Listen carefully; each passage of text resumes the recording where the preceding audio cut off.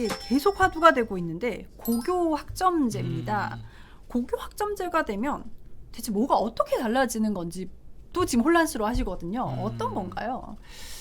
일단은 이 초중등에서 제일 걱정하시고 불안해하실 것 같아요. 맞습니다. 네. 이게 어떻게 되는 거지? 그러니까 대략의 개념을 모르시진 않아요. 벌써 이름에서부터 학점 개념처럼 내가 원하는 과목 듣고 거기에 대해서 학점 부여받는 거구나. 우리 대학교 때 수강 신청하고 학점 네. 받고 하는 그런 시스템이기 때문에 대략은 이해하실 텐데 이제 불안한 게 문제인 거죠. 이게 그래서 우리 아이에게 우리 가정에게 어떤 영향을 줄 것인가 불안해 하시는데요. 일단은 먼저 아셔야 되는 게 지금도 이 순간에도 고등학생들은 과목을 선택하고 있어요. 네. 이것도 모르시는 가정이 되게 많아요. 지금은 전혀 과목 선택을 안 하고 있고 우리 가정 아이가 그 고등학교 갈 때부터 바로 선택해야 되는구나가 절대 아니고 지금도 선택을 하고 있습니다. 예, 지금도 과목을 선택을 하고 있는데 물론 점차 그 선택의 폭이 넓어지죠. 넓어지는데 이것이 대학교 가는 것과 어떻게 연결이 될 것인가라고 하는 부분은 아직은 지켜봐야 돼요. 예, 그렇다면은 지금 초등등에서 많이들 걱정을 하실 텐데 그럼 어느 정도의 그래도 대비가 필요하다. 그렇게 생각하실 거잖아요. 그랬을 때는 그래도 미래나 진로에 대해서는 같이 좀 고민을 해보고 이야기를 많이 나누시라고 말씀을 드리고 싶어요. 관련된 경험도 하시고 좀 독서 경험도 쌓으시고요. 자기의 역량과 상관없이 저는 반드시 이게 되고 싶습니다라고 하는 친구들은 모든 삶의 시선이 거기에 맞춰져 있기 때문에 그런 것들에 사실은 크게 흔들리지 않습니다. 제도적인 부분은 조금 아직은 신경을 안 쓰셔도 괜찮아요. 공식 발표가 또 많이 날 거기 때문에 그거는 좀 미뤄두시더라도 초중등에서 우리 아이의 진로는 잡자. 그때 이렇게 말씀드리면은 이렇게 어린데 어떻게 진로를 잡느냐라고 그러게요. 네. 하시는데 이게 뭐 객관식이 아니지 않습니까? 네. 뭐 예를 들어서 1번 기자, 2번 교사, 3번 PD 여기서 뭐 결정해라가 아니에요. 결정해라가 아니고 다양한 경험하고 또 독서도 많이 하고 대화도 많이 하다 보면은 이렇게 서서히 이렇게 갈피를 잡아가는 거기 때문에 이런 부분에 좀 투자를 하시라는 거죠. 그러니까 뭐 네. 진로 적성 정도의 큰 틀에서는 확정을 하고 고등학교에 입학하도록 좀 지도를 하는 게 맞겠네요. 그렇죠. 학부모님들께서는 고교 학점제가 돼서 수업 내용이 어떻게 바뀌고 어떤 과목을 선택하기보다도 아마 이거 더 관심 있으실 것 같아요. 과연 평가는 어떻게 달라지느냐. 그래서 고교 학점제가 되면 논술형, 서술형 평가가 강화되느냐. 이게 사실 더 궁금해 하실 것 같거든요. 그렇죠. 이게 고등학교에서 대입을 빼놓고 얘기를 할 수가 없어요. 그러니까요. 이게 네. 현실적인 문제이기 때문에 우리 가정에서 되게 많이 걱정을 하실 텐데 일단은 원론적인 얘기를 하자면은 고교 학점제가 되면은 말씀하신 대로 이 절대 평가가 돼야 되고요. 선택 과목에 대해서는 공식 발표도 절대 평가를 하겠다. 그래서 제가 학생이라면은 절대 평가니까 A등급을 웬만하면 받을 수 있는 거예요. 그렇다면 이제 대학교 갈 때는 뭐가 중요하냐? 그 수업에서의 기록이라던가 이런 게 중요해지기 때문에 뭐 수행 평가나 또는 평가도 좀 논서술형으로 가게 되면은 좀 더 이 아이에 대해서 기록할 수 있는 부분이 많아지니까 이제 원론적으로는 그렇게 되는 게 맞습니다. 근데 이게 대입에 이 결과가 어떻게 반영될지 부분이 아직은 확정되지가 않았어요. 현실적으로 좀 말씀드리면은 현재도 과목을 선택한다라고 말씀을 드렸잖아요. 네. 근데 그 중에서 진로 선택 과목이라는 게 있습니다. 주로 이제 고3 때 많이 배우게 되는 건데 요게 절대 평가거든요, 현재. 근데 요거를 대학에서 반영하는 방식이 제각각이에요. 미반영하는 것도 있습니다. 네. 좀 애매하다는 거죠. 절대 평가인데 A등급 받았는데 그 학생의 역량을 이걸로 판단하기가 조금 애매하다라는 겁니다. 그런 학교들도 있고요. 또 자기들만의 산정 방식으로 반영하는 학교들도 있고요. 또 적극 반영하는 학교도 있고요. 이게 현재도 이렇기 때문에 앞으로 더 선택 과목이 많아진다면은 거기서 나온 절대평가 점수가 어떻게 대입에 활용될 것인가가 저희가 사실은 좀 주목해야 되는 부분이고요.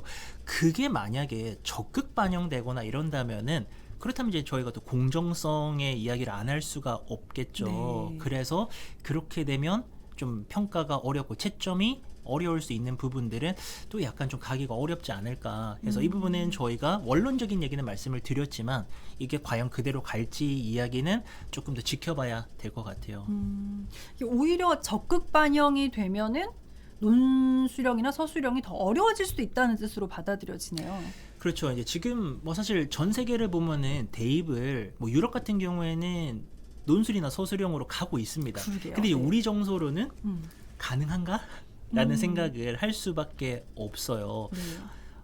논술이나 서술형 같은 경우는 보통은 이제 채점을 하고 나서 어떻게 채점을 했는지, 내가 왜 점수가 감점됐는지를 공개를 안 하는 시험이 많습니다. 대다수의 논서술형 시험 같은 경우에는 저는 그 점수만 부여받는 거예요. 근데 이게 만약에 대입이라고 한다면은 이 전 국민의 관심사이기 때문에 그렇게 가기에는 어려움이 있겠죠. 예, 그렇다면은 이게 학교에서도 이 점수가 분명히 대입에 직결이 된다면 논서술형인데 너는 C야 라고 했을 때 이것을 학생이나 가정에서 바로 이렇게 수긍하기에는 쉽지가 않다 보니까는, 그렇다면 또 이제 공정하게 좀 더 납득할 수 있는 형태로 가다 보면 이 객관식에서도 크게 벗어나기가 어렵지 않을까라는 이제 그런 개인적인 생각이 좀 드네요.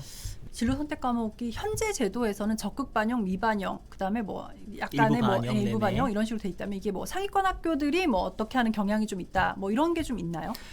그렇지도 않아요. 아, 그래요? 네, 뭐 네. 적극 반영하는 경우에도 어떤 특정 대학에서 탁탁 이렇게 이제 반영을 하는 그런 식이기 때문에, 그러니까 이제 아이들에게는 이렇게 얘기합니다. 현장에서 지도할 때는 일단 A 등급을 받아라.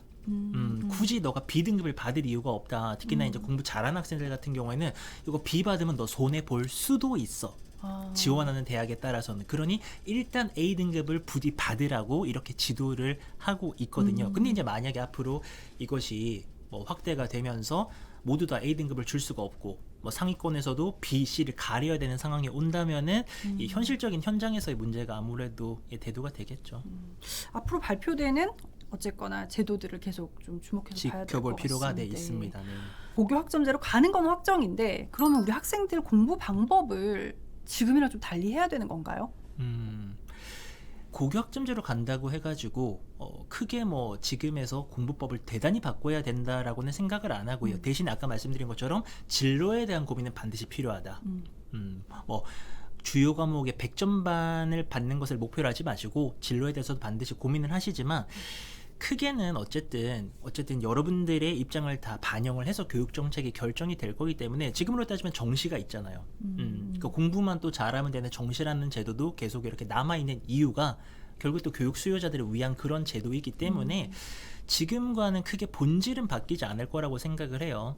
그래서 진로 고민하시면서 주요 과목 개념 꼬박꼬박 잘 이해하면서 공부하시고 또 문제 푸시고 이렇게 하시면서 공부하시면 될 것 같아요. 고교학점제라고 하면은 그 제도 관련해 가지고 대학 가는 방법은 학생부 종합전형이라고 볼 수가 있어요. 네. 고교학점제에서 등급을 받고 그 수업에서 했던 기록을 바탕으로 학생부 종합전형으로 대학을 가는 거죠. 근데 이게 하나가 있고 또 정시가 확대돼서 한 절반 정도를 차지하고 있지 않습니까? 네. 그러니까 이 학생의 입장에서는 대학 가는 방법은 아직은 여러 가지가 있는 거고 향후 몇 년간 이게 유지가 되기 때문에 우리 학생이 자기의 가진 역량을 바탕으로 자기에게 맞는 길을 선택을 하면 되는 것이고, 대학 입시가 바뀐다고 해도 한 방향으로 100% 예를 들어서 학생부 종합전형 100% 나머지 다 없어, 또는 정시 100% 나머지 다 없어, 이런 쪽으로는 가기가 어렵다라는 거죠. 그래서 어쨌든 다양하게 남아 있을 것이니까 그 변화를 미리 예측하거나 그로 인해서 미리 불안해하시기보다는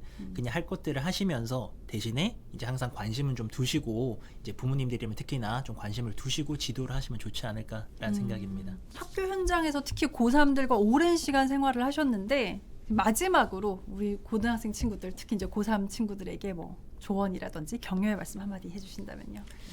제가 학교에서 자주 하는 말이거든요. 항상 여러분들이 욕심이 있다 보면은 여러분들이 목표하는 것은 내 역량보다 위에 있을 수밖에 없어요.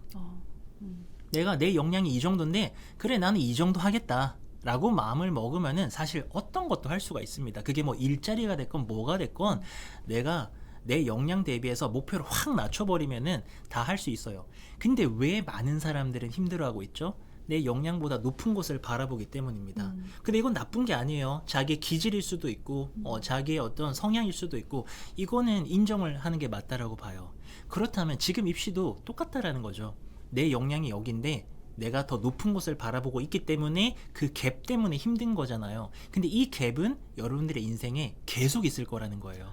내가 역량이 이 정도인데 목표가 여기야라고 한다면은 그 갭은 늘 있습니다. 그럼 이거를 내가 이겨내는 연습, 그것은 누구에게나 필요하다라고 생각하고, 특히나 목표가 높은 여러분들에게는 반드시 필요한 연습이라서 슬럼프도 올 것이고요, 힘든 시기도 올 것이고요, 그만하고 싶을 때도 분명히 있을 겁니다. 인정을 해야 돼요. 내가 목표가 높은 사람이기 때문에 어쩔 수가 없다. 그래서 여러분들에게도 그냥 좋은 경험이다, 나의 인생에 무조건 도움되는 경험이다 라고 생각하면서 그렇게 용기 내서 1년을 보내면 좋겠습니다. 네. 너무 오늘 말씀 감사합니다. 오늘 와주셔서 정말 감사합니다. 네, 감사합니다. 시청해주신 여러분 감사합니다.